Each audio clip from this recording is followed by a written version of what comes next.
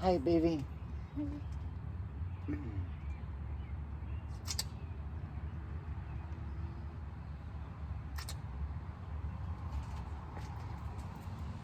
Three years, baby. 3 years. Oh, jeez. Thought that was my beer. You have to forgive me. I just finished filling up the pool. That away. And you know, there's an interesting thing. As a radio, television, film minor, I got to do work in the studio. I got to do director stuff. Steve Black. The thing they taught us was when you're in the studio and you're cleaning up the wires that we use, you know, all the cables and everything, they're right-hand wires. That's what Tom Clancy or Mr. Clancy, I don't remember what his name was. He taught us, he said, you learn it. You just turn it and you twist your fingers to the right a little bit as you're turning it, as you're spinning it in. It's a right-handed wind.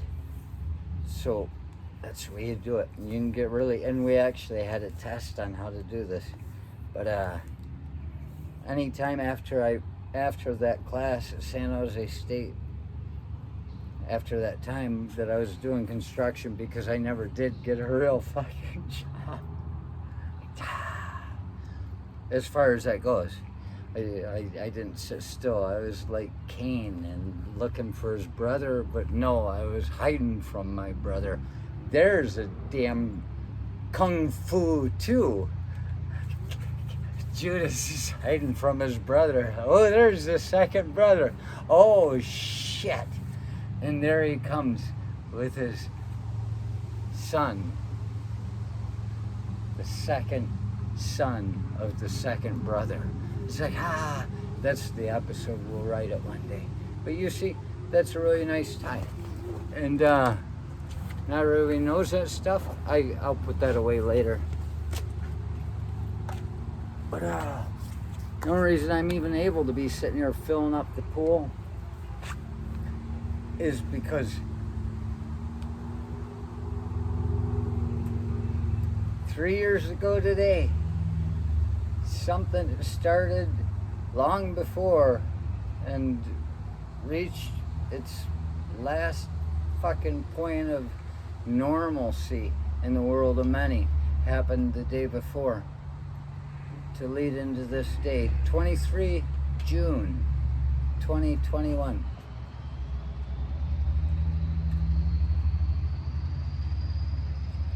Got invited out to my sister's daughter's funeral, wedding. That was what they call a Freudian slip.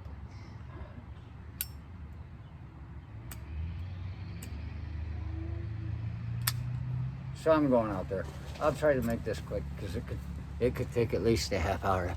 And got invited out, and I was out for her son's wedding. Out there in Montana, you know, was the son. But the daughter's getting married in Idaho. She lives out that way. And Sandpoint, Idaho, barn wedding, you know. And so I drove out, and I went right to Idaho to my niece's house with her fiance. They were getting married the next day. I didn't think anybody was supposed to see their wife the night before the wedding. But they were in the same bed, so cursed like the rest of us. Not us.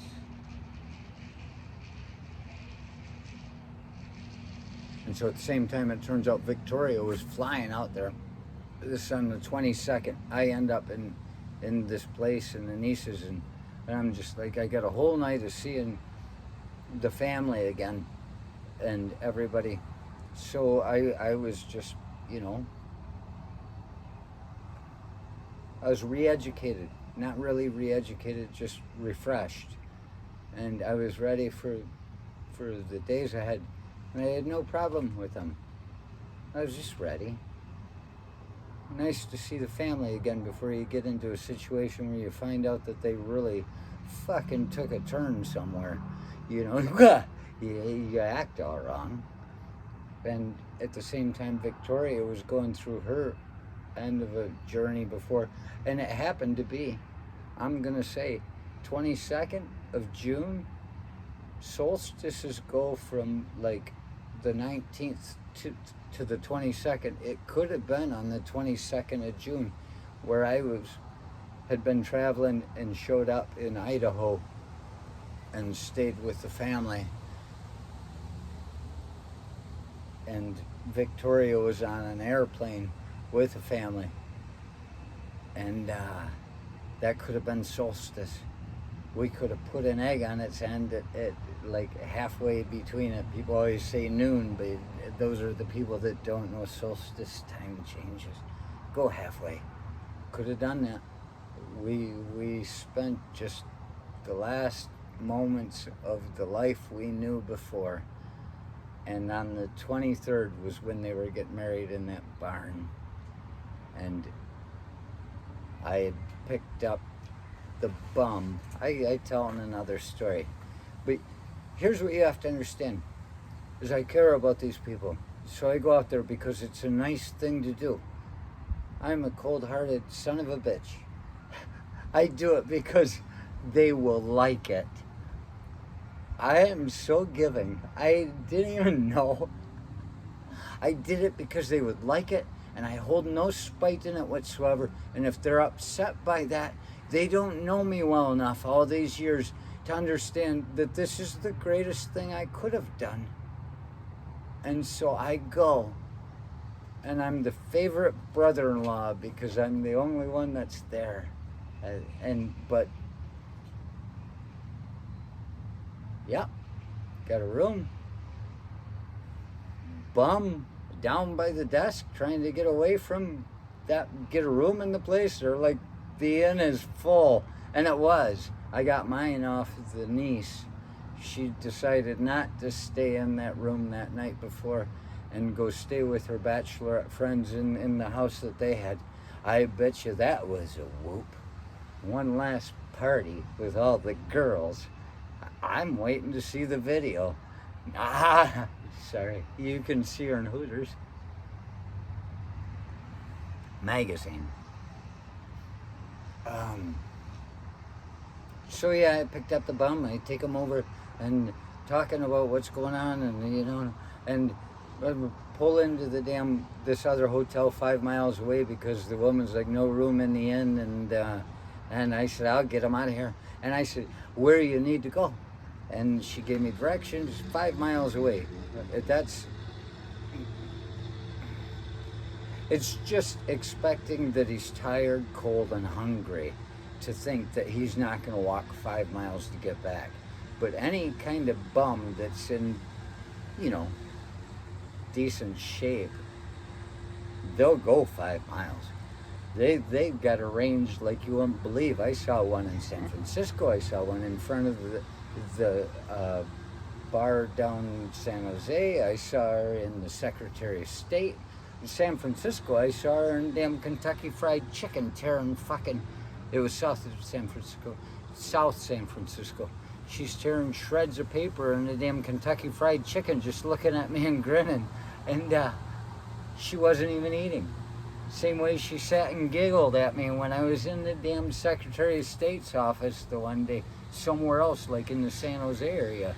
I'm sitting there, Morgan Hill, I think. And she's just sitting over there just looking at me and giggling all by herself. I'm like, she doesn't have a driver's license. And then the first time I think I saw her was when I was running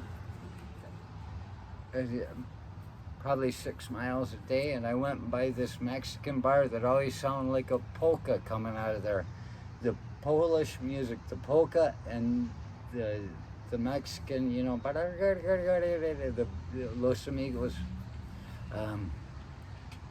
they sound very similar. So it always caught my attention as I'm going by there and the music's blaring out of it. I look in this little bum woman.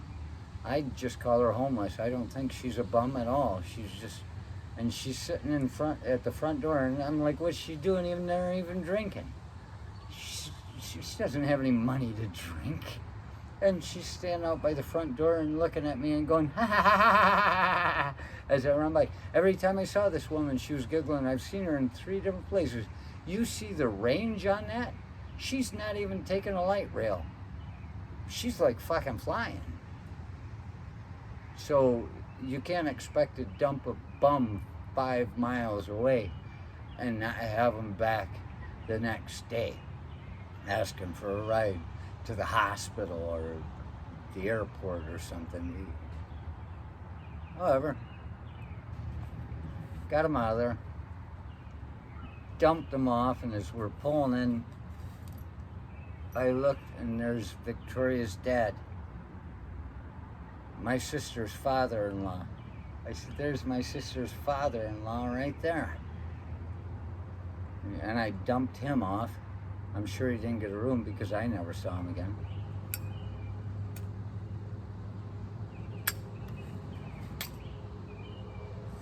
And of course I pulled up and beeped the horn and he reached right into his pocket. I told this story. And he just looks at me and he says, Richie. He was going for his buck knife, but they wouldn't let him fly with it. But you see, that's a habit. Just today, I found myself with this damn mask on 3 times without even knowing I put it on. I said, Jesus, man, how quickly they institutionalize us. This only took 1.5 years, and it makes you wonder how many more things have they been feeding down our throats our whole lives that we just can't break out of the habit of. They're fucking us. So he's used to the idea of having his buck knife, and then there it is. He says, come on up. Shelly and everybody's upstairs. And I said, it happened to be the hotel where they were staying. I would have never known that if I hadn't done this nice thing and got a bum away from me. It really was a nice thing. You have to understand. Watch this. I'm going to tell the truth, baby. This is something you have to understand about me. As I see all of these things, I find them very entertaining. This stuff, it's just entertaining. The way things are. But the truth is, you got that side of it, wanted to get bum away from me, and I really did. But that wasn't the high point of it. I just wanted to do something nice for somebody. I thought maybe if I could help this guy. And I wasn't doing anything. I hadn't even had my first beer. So I could give him a ride. You know, maybe everything would work out. And once I saw something better than him, I dumped him off at the front door and drove over and talked to Victoria's dad. Went upstairs. She comes in. I come in, and he says, look what the cat dragged in. I said, what a perfect fucking intro. And I jumped in the door, and there Victoria was sitting on her bed in the hotel with her pajama bottoms on. She wasn't up for the day yet, but I looked, I said, it'd been years. Well, we don't have time to tell the whole thing about first memories about a girl in the lake at Wawasu, or a boy in a go-kart doing power slides because the brakes don't work, and he knows that's how the damn thing runs because it was his and it was being given away. It was his for a while. So we have a long memory. And, besides, her brother, my brother-in-law is screwing his sister-in-law, her sister-in-law. My brother-in-law is screwing her sister-in-law. It gets all pretty deep when you come from Gaylord. tall tree, not a lot of branches. Tall tree and not a lot of branches. Yes, that's been said. It's not mine. So yeah, she ran up and grabbed me, and it seemed so natural, just so natural. Jumped out of bed, and as it turns out, she was saying like, well, I heard Richie's going to be there. He'll be interesting to talk to. And there I was. And then we went after that to the wedding at the barn, and the second son of the second brother was sitting at a table with her right there where I could see her, and I was at the important people's table. My sister, she put me right there at their table, and I'm like, wow, that's interesting, because I'm the favorite brother-in-law. I'm the one that showed up, and or brother, and I looked over, and there's the second son of the second brother talking to her, and he's just talking, totally innocent.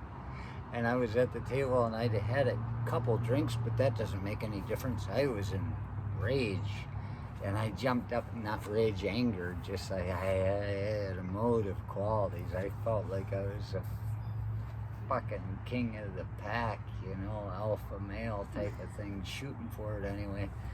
And I jumped up and I said, "Get your hands off my girl." And he looked at me like, what the fuck? You know, Uncle Judas, what? You know? And then I giggled, and I went and I sat back down.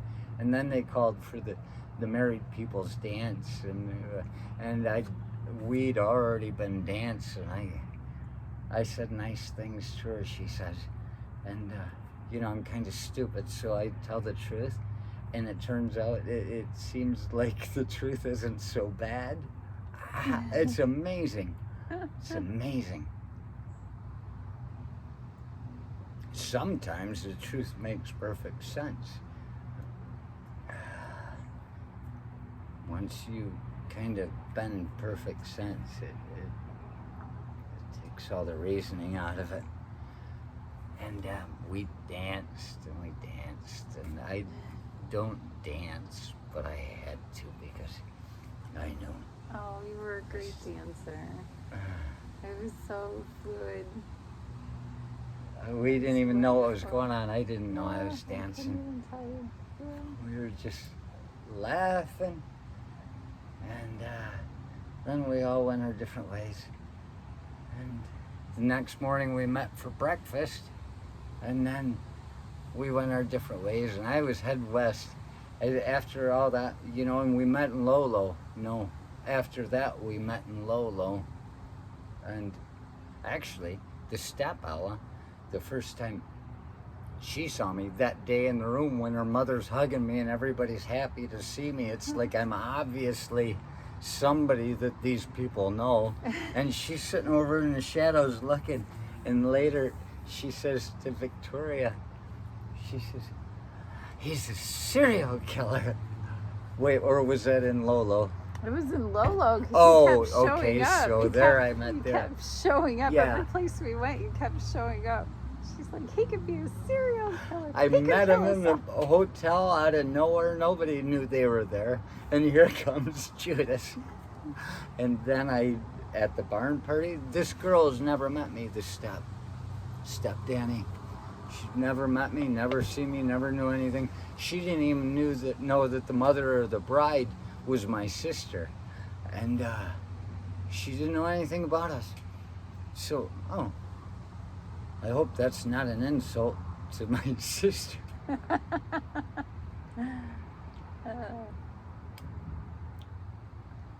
But then I show up at the barn party, and she's looking at this guy all over her mother, you know, hey, you know, I look at him. Either he's stupid or he's a genius. And then we meet for breakfast the next morning, leave, and I'm like, oh no, we didn't meet for breakfast the next morning yet. after that, we were heading out going to. Oh yeah, we it was. did meet We for did breakfast. split. Yeah, And- because I thought we were all going to the same place. Yeah. So we went down to Lolo. We were and Because I texted you. yes, Said, oh, she thought I was going to my sister's too because she was going to her brother's. You know, and I thought you. Yeah, I thought we were all going to the same place. I didn't know that. it was after that breakfast was the it. next morning. I didn't know. Well, I And guess I felt so bad. I would have given you a proper goodbye. I thought we were all going to the same place. I shouldn't have even had cell phone service at that point. the cell phone service is terrible in Montana. If me. you're on Sprint, Which if is you're what I on have. Sprint, which is what she had, that's why I switched after the trip in 2016. I was almost left in the desert somewhere. And I was in reservations, realizing that I really didn't need to be there after dark because they might blame me for shit that's been done to them. And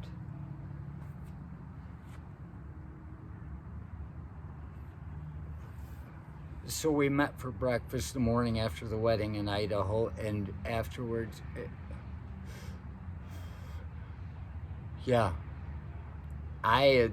we were going somewhat the same way. At one point we were together and we split, and I got attacked by mosquitoes, but I had her cell phone number because for some reason I made her send me a picture, or I sent her one or something, so we were the only people that could communicate in the vehicle between two tribes. It was your first selfie.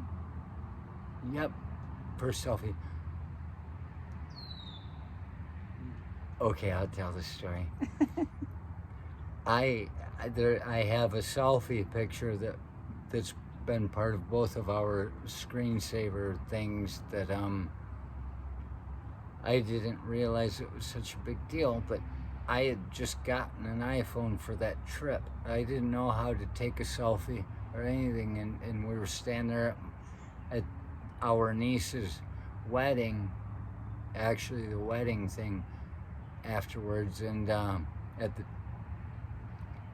was trying to take a picture and turn. She taught me how to flip the phone or something, right? Mm-hmm. So you could look at yourself, and I was like, oh, I had no idea. And she said later that it just kept going through her mind that, is he serious? But he seems so genuine. Yeah, I totally thought it was How can you be pickup so line. stupid? You How must do you be take a a picture? genius. How do you turn the camera? Like, okay. I had no idea. I had Alright. avoided that But stuff. you did. And You just seem so actually genuine about it. so yeah, she's in my first selfie ever in 2018. So yeah, I'm driving, and after there was kind of a cold goodbye. She wouldn't look at me after that breakfast, and she says it's because she didn't want anybody to see how much she was feeling for me, but she thought I was going down to my sister's for the thing, and my sister barbecued down in Montana after that, and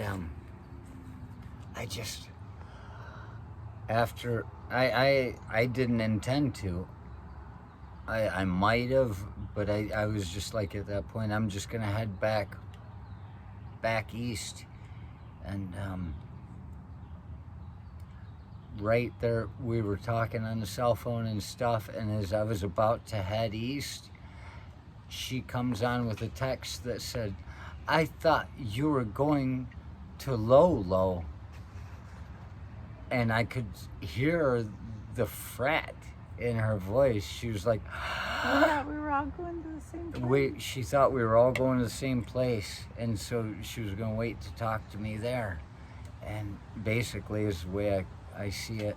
But I had just sat there, and at that point I said, well, I guess that was that. I did everything I could. I came on aggressive. They call it confidence, but I came on in a manner that was not going to lose any opportunity to make things work. I did not want to be her friend, and I told her that. There at the wedding, right? I said, I don't want to be your friend. No. None of that bullshit. You see somebody that you are to be with, that you love, that you know you love, and it's always. You don't fucking settle for a friend and wait for him to come around. You might as well be fucking pining on a horse somewhere. At least the money you're spending is getting you something back. I mean, you know, that's just bullshit. Can we still be friends? Never stick with anybody at the end that asks you first thing, can we still be friends? No, a friend would never fucking ask me that. They'd know it. So anyway, yeah, we weren't going to be friends. And she caught me just as because I was just like, I'm just going home. I could spend a couple of days in Kalamazoo and just, you know, relax before going back to whatever I was doing. But right before turning west, because I stopped at a dam somewhere and they got ahead of me, and I got attacked by mosquitoes, and I was texting her. Oh yeah, locusts later on in the trip. I wiped them out, but the mosquitoes, oh my gosh. And she was texting me saying if I were there I would protect you. And I had a whole, it was like in a one of those Raid commercials gone wrong. There's a guy, I was in my car, I stopped to look at a historical monument, and I was like, these mosquitoes came out of the shrubs, and they were swarming in my car with the sunroof down and everything. I got in and I'm driving, I'm going, and I had everything closed when I got in there. Somehow they got in there. And then I opened everything up, and I'm going, and my arms are flying. I've never been attacked by mosquitoes like that in my life. And I know there was a car behind me wondering, who the fuck is this guy? I'm going, just driving down the road, swerving a little bit. It was the most awful thing I'd ever been with in mosquitoes. And I've been through some bad mosquito incidents. But then, yeah.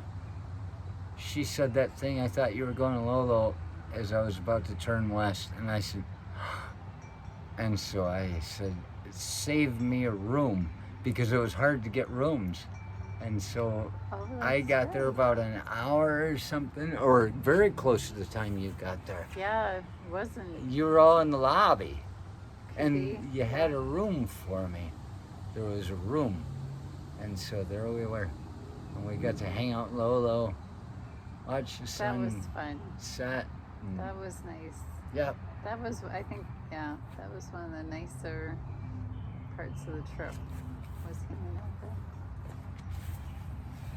And just all these things happen. Well, hell, I don't know if I've even talked about Richie Gopinski and the 100-Mile Hard-On. There's a story. I heard a story about a guy once, I had to say it, you know, he tells me not to talk about it, but she's a guy talking to a girl and texting for 100 miles with an erection, and finally has to,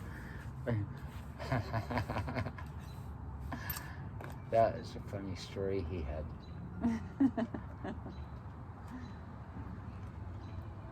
The 100-Mile Hard-On. People say, watch out for rest areas. It might be just a guy coming in to get a 100-mile hard-on off of him. No, it's not true. It didn't happen, and that's the truth. His story has a much deeper twist. A lot of road construction. Deeper twist. Road construction. Deeper twist? What? sun setting with people down to be next to him in road construction, even right into where it turns pitch black. He's still in road construction. It's 100-mile hard on.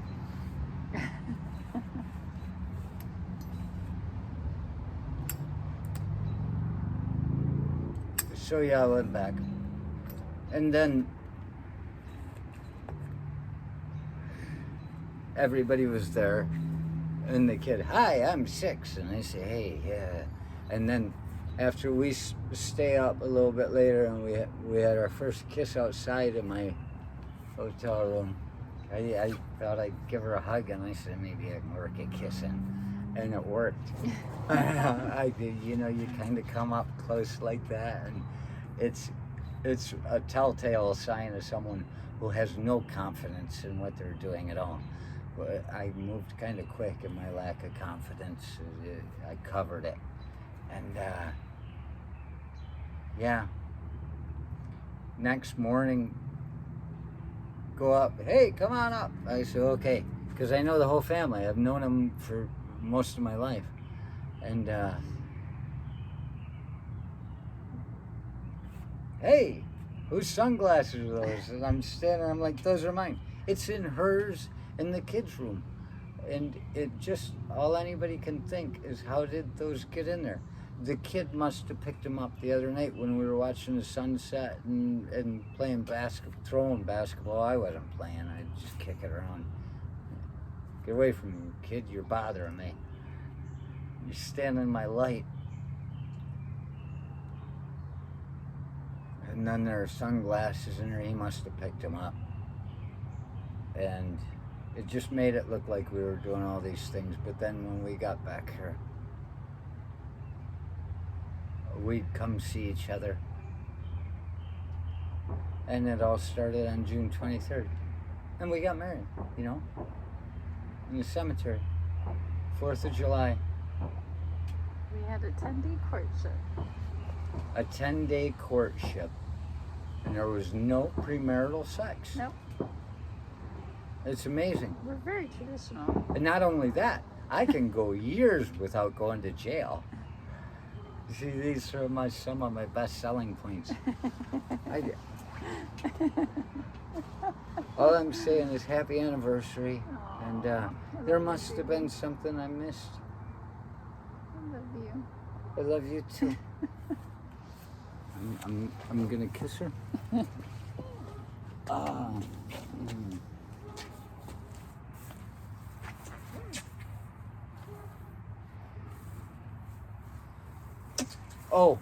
Oh, and that's the thing, we danced, and then when the lights were getting dark in the barn, when it was getting late, and late for the old people, they had the little dance, the band played, and they had the people come up that have been together, been together the longest or something, and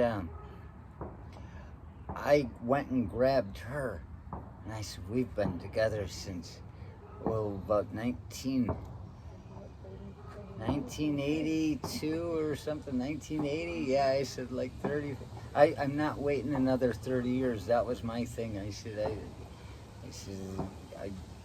I'm not waiting another 30 years for this to happen. So I just cruised in, and whatever I did, she was there.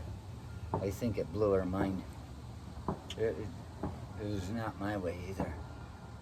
But yeah, so we went up there, and I guess my sister had said, if they're up, she said that to us, didn't she? If you're up here longer than us, because she was with her husband, she said, I'm gonna be mad. And there were people dropping out, and we did drop out at our respect time, right? Like 30 years? 30. And we left the old people up there to win, and yeah, we weren't lying. Just somewhere in the lake and on a dirt road. Power sliding into it.